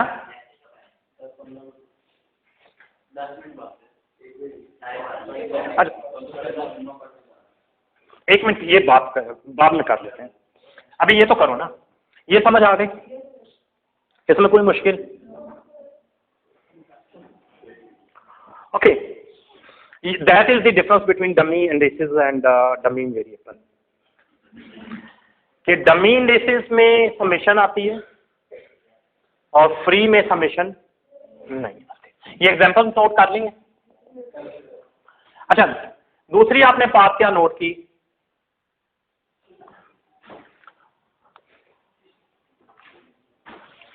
What is the second thing?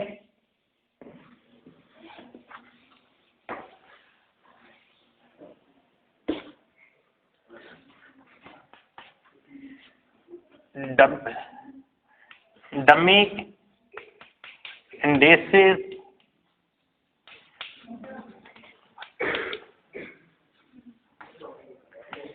comes twice in each term.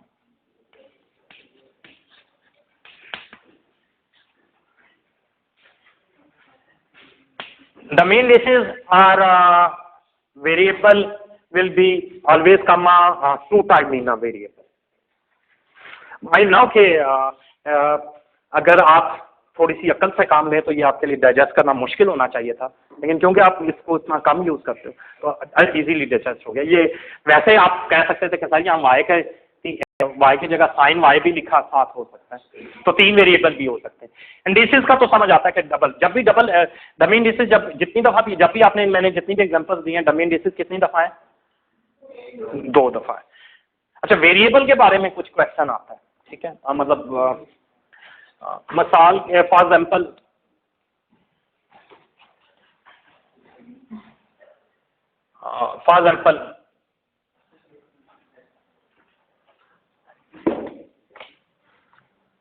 I may write as a sin y dy. Here y is a dummy variable, but it is coming thrice in time. 3 दफा आ रहा है ना। तो आपका question हो सकता है sir आपने ये बात थोड़ी सी गलत नहीं गई कि आपने कहा कि वेरिएबल इंडिसेस की तो समझ आ रही है, वो कभी भी कोई एग्जांपल ऐसी नहीं है जिसमें 3 दफा आया, 2 दफा ही आता है। लेकिन वेरिएबल के बारे में आप क्वेश्चन पूछ सकते हो कि sir it is not looking, there are many examples जिन पे इंटीग्रेशन अप्लाई होती है और दे कम 3 दफा, 3 times, 4 times, 5 times, that is not necessary. असल में ये दोनों को कंबाइन करके हम ऐसे लिख सकते हैं, एक्स फंक्शन ऑफ, ये पूरा फंक्शन है ना, as a function of y dy. Actually this is the function of one variable, चाहे लॉ की फॉर्म में वैसे मतलब एक फंक्शन है ना, तो इसको हम फंक्शन की जबान में एक ही कहेंगे। सो that's why that will be defined as a one variable। नहीं, इंडिपेंडेंट होगा जिसके रिस्पेक्ट इंटीग्रेशन ले रहे हो ना। वैसे वो ठीक है, डबल इंटीग्रेशन वो बात की बात है, अभी हम इसे बिल्कुल सिंपल लेके चलते। कौन सा?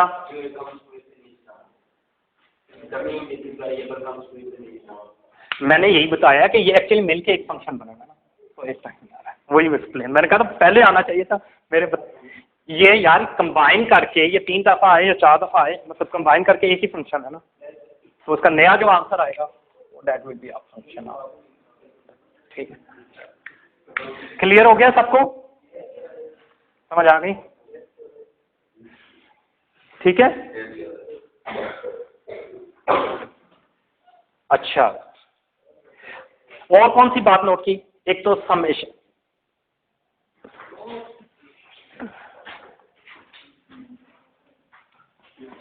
एक और बात आपने एग्जांपल में सब एग्जांपल्स में नोट की होगी, एक तो जब भी जिस पे भी डमी इंडिसेस होगा उस पे समेशन होगी, ठीक है, and it will always come twice. The third most important thing, result will have same indices,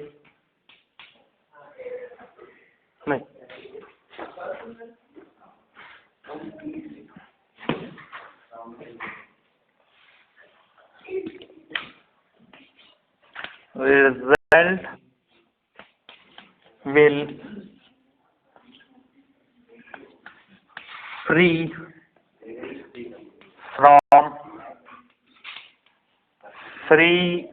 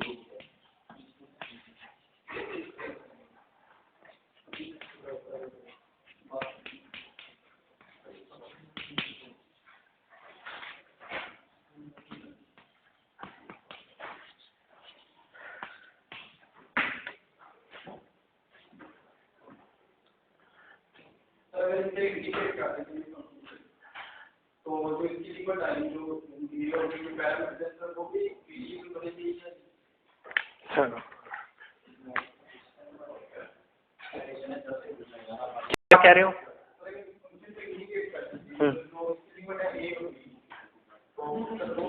वो अभी मेरा आप कहीं गए हुए थे, मैंने अभी की थी, जैसे कि ये x y3 dx हमने किया था, तो लिमिट अप्लाई की थी, तो जो वेरिएबल जिस पे इंटीग्रेशन अप्लाई होती है उस पे वेरिएबल पे आएगी ना लिमिट, x पे तो नहीं आएगी ना, तो result will be function of x not y,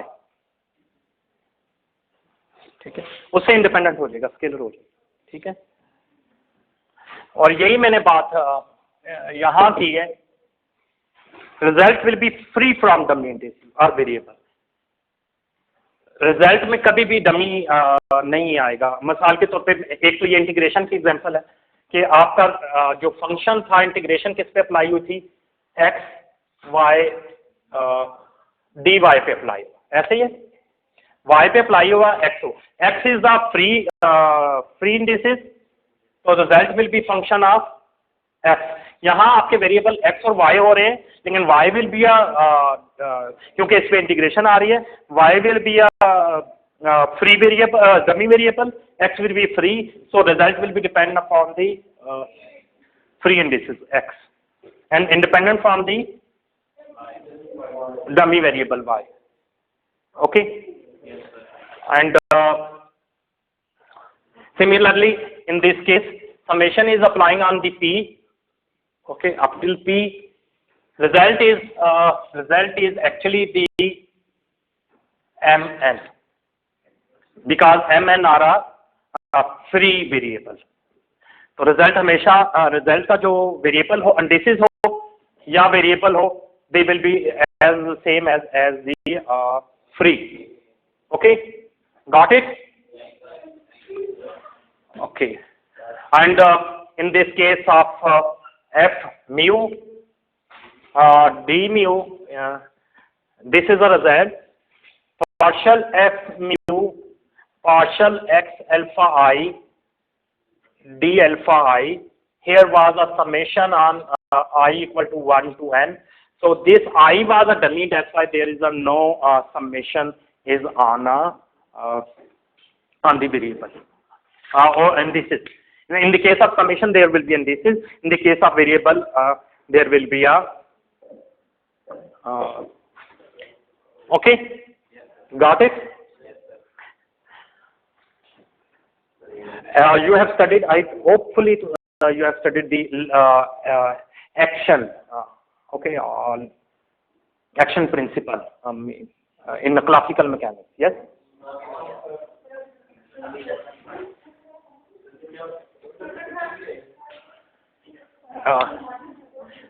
classical mechanics में एक्शन नहीं पढ़ा आप लोगों ने? Line integral of the Lagrangian is defined as action. अच्छा, नहीं मेरा वो पढ़ाने का कोई इरादा नहीं है, ठीक है। सो मैं सिर्फ एक एग्जांपल दे रहा हूँ कि एक्शन जो है वो लाइन इंटीग्रल होता है, line integral of Lagrangian A to B Q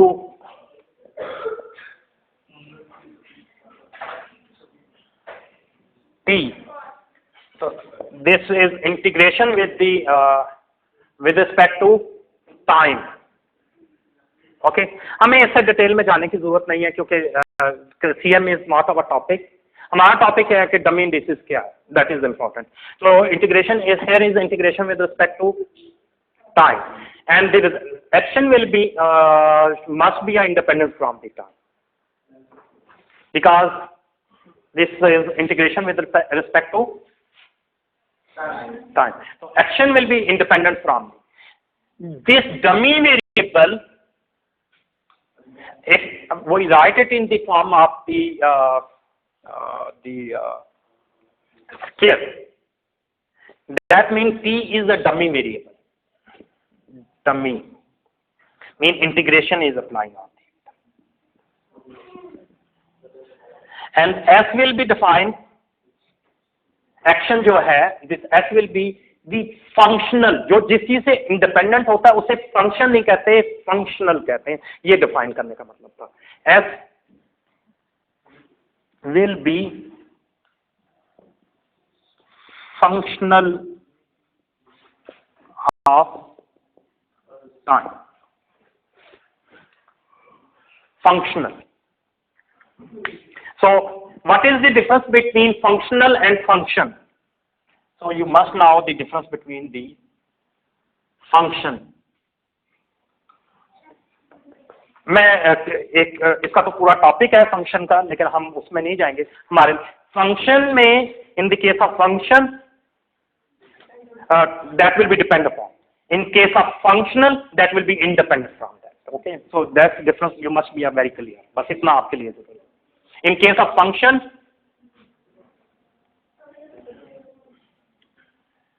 will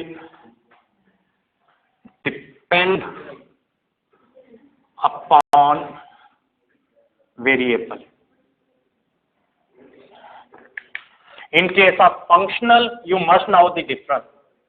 Functional.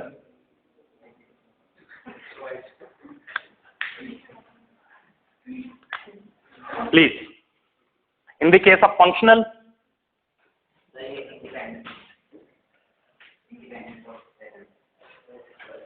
variable will be dummy. Is that integration will be with respect to given variable, and result will be independent. Explicitly.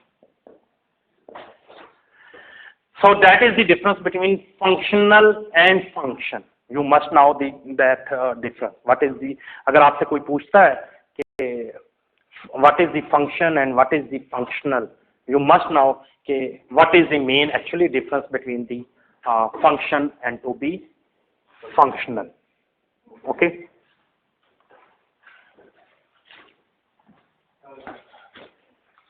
Okay.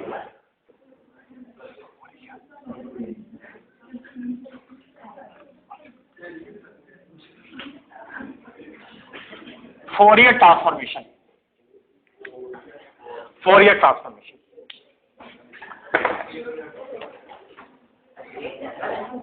हाँ जी. हम मेरी कोशिश ये होगी कि examples में ज़्यादा से ज़्यादा इंफॉर्मेशन, एग्जांपल्स भी आपको ये ना जहाँ से फिजिक्स की एग्जांपल्स है जो आपको फिजिक्स में ज़्यादा हेल्प हो, वो हम examples. Fourier transformation. Fourier transformation क्या है? आप एक एफ वेरिएबल से फंक्शन को किसी दूसरे वेरिएबल में कन्वर्ट करते हैं. ठीक है, ये वही टॉपिक चल रहा है. ठीक है, तो इसे फोरियर ट्रांसफॉर्मेशन कहते हैं. कैसे? मिसाल के तौर पे आपको एफ अल्फा दिया हुआ है और आप इसे बीटा में कन्वर्ट करना चाह रहे हैं. ठीक है, एफ बीटा में कन्वर्ट करना चाह रहे हो. ठीक है, तो फोरियर ट्रांसफॉर्मेशन क्या होगा? Minus infinity two plus infinity integration. ये चेंज भी हो जाती है 0 टू, अगर infinity, what is infinity? I have already explain you. ठीक है, इन्फिनिटी क्या है? Infinity is defined. तो इन्फिनिटी किसे कहते हैं? मैंने बताया था आउट ऑफ रेंज, जहां रेंज खत्म हुई वहां इन्फिनिटी, ठीक है। एक पोटेंशियल बॉक्स या पढ़ेंगे, पोटेंशियल बॉक्स में भी इन्फिनिटी पढ़ेंगे। क्वांटम मैकेनिक्स में कोई के कुछ स्टूडेंट्स यहाँ थे, कोई है इस वक्त?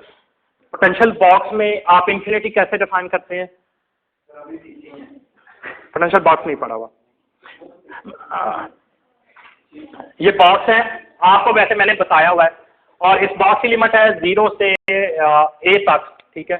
इसकी विड्थ है या 0 to L है, ठीक है। तो इन्फिनिटी क्या होगी? इन्फिनिटी यानी माइनस इन्फिनिटी क्या होगी? क्योंकि इससे 0 से पीछे नहीं जा रहा, तो माइनस इन्फिनिटी 0 होगा और प्लस इन्फिनिटी जो है वो L होगा।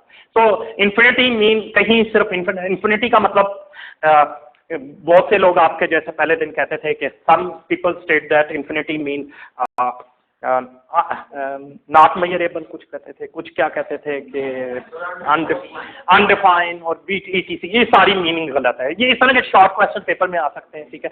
इन्फिनिटी इज डिफाइंड, एंड आपसे पेपर में ये पूछा जा सकता है कि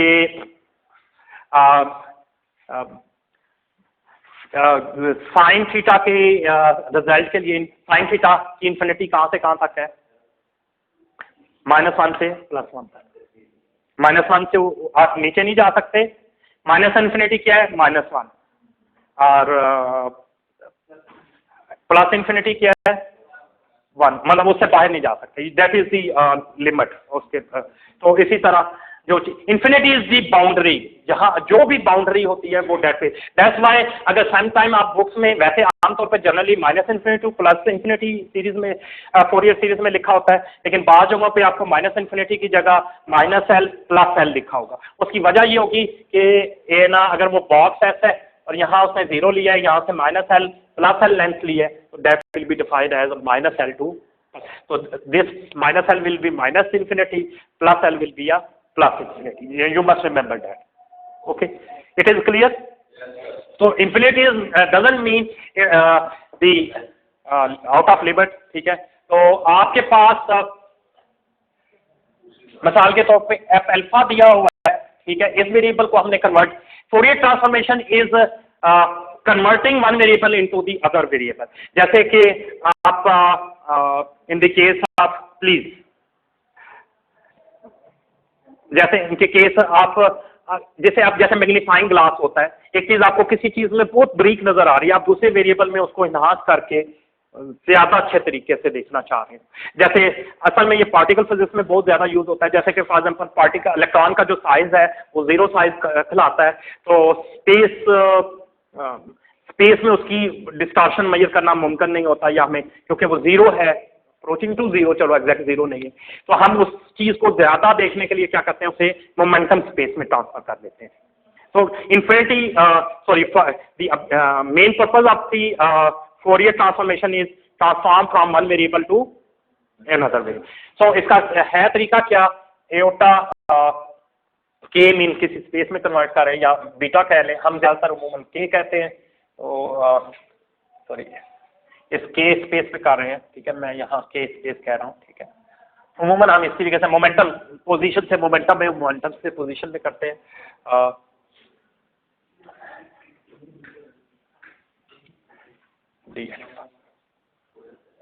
आपको पता है ये अल्फा के रिस्पेक्ट इंटीग्रेट हो रहा है, तो नया फंक्शन जो है वो k का फंक्शन होगा, जैसे मैंने पहले बताया, ठीक है। और सिमिलरली इनवर्स ट्रांसफॉर्मेशन, अगर आप एफ के से वापस जाना चाह रहे हैं एफ अल्फा में, तो then F alpha will B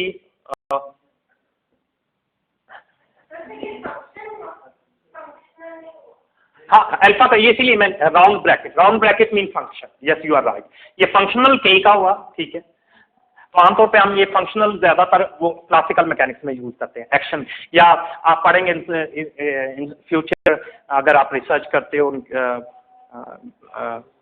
density functional theory एक बड़ी मशहूर थ्योरी है, ये वो आप मुख्तलिफ इंशाल्लाह रिसर्च में आओगे, कोई स्ट्रिंग थ्योरी में काम करेगा, कोई नॉन कम्यूटेटिव ज्योमेट्री में काम करेगा, कोई क्वांटम फील्ड थ्योरी में काम करेगा, तो कोई एक्सपेरिमेंटल फिजिक्स में काम करेगा। यहाँ अब मुझे पता है आप में से कई मुख्तलिफ फील्ड में जाएंगे, तो ऐसे क्वांटम फील्ड थ्योरी वगैरह में तो कभी लोग आते हैं, मैंने आज तक बहुत ही कम चेहरे में देखे हैं, ठीक है। क्यों? Quantum field mathematics theoretical physics लोगों को जरा मुश्किल लगती है, तो कब लोग आते हैं? ठीक है, एनीवे फैसल साहब वैसे ना थ्योरेटिकल फिजिक्स में ज़्यादा स्टूडेंट्स लेते हैं। एफ अल्फा और यहाँ क्या आएगा? एफ के एक्सपोनेंशियल ऑफ एयोटा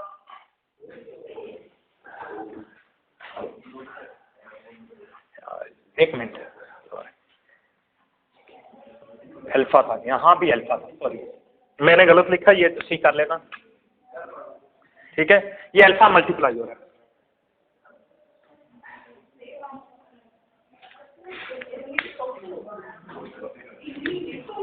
एक सेकंड में बताओ।